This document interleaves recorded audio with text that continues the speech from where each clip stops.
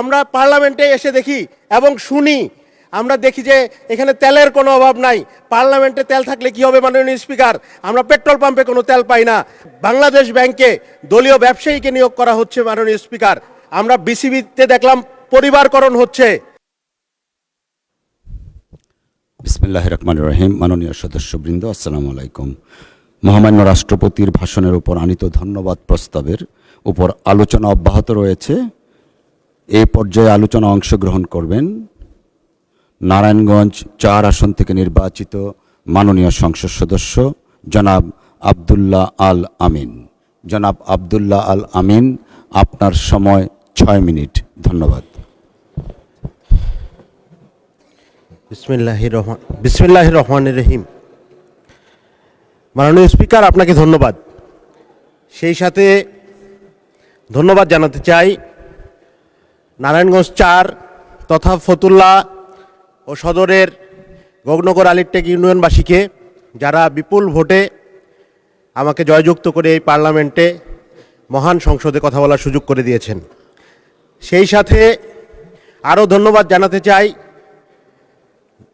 গণ অভ্যুত্থান থেকে গড়ে ওঠা রাজনৈতিক দল জাতীয় নাগরিক পার্টি এনসিপির সকল স্তরের নেতাকর্মীকে, যাদের অক্লান্ত পরিশ্রমে এবং সহযোগিতায় আজকে আমরা এ পর্যায়ে আসতে পেরেছি।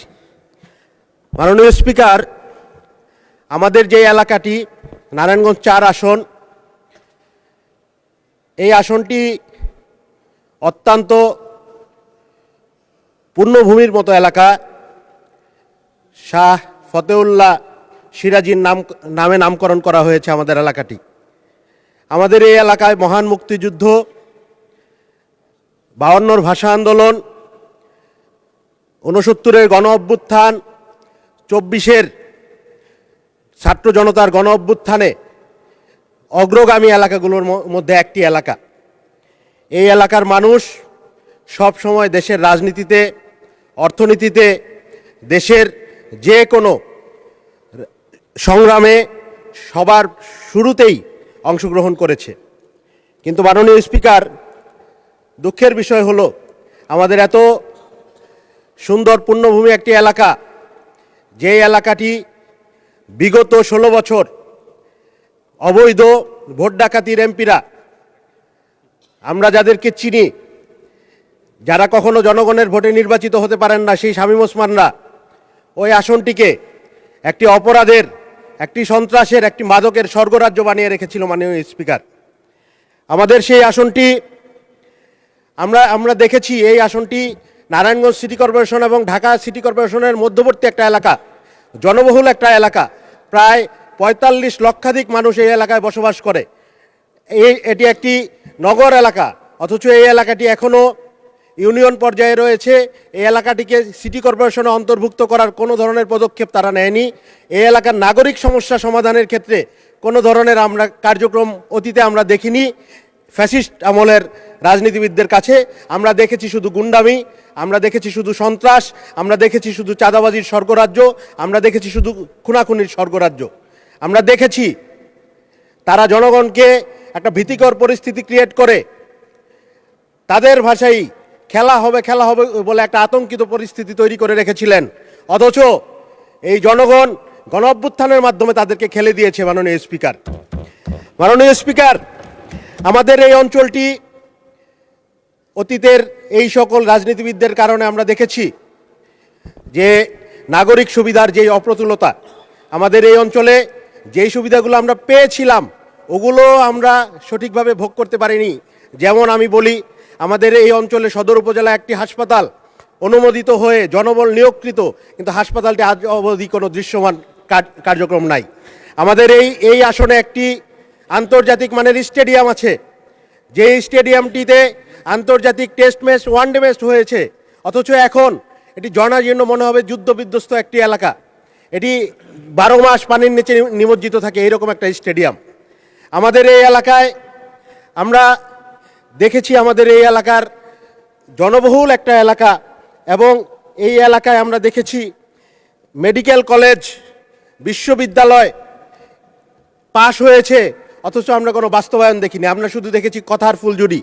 আমরা বিগত দিনে দেখেছি আমাদের সম্মানিত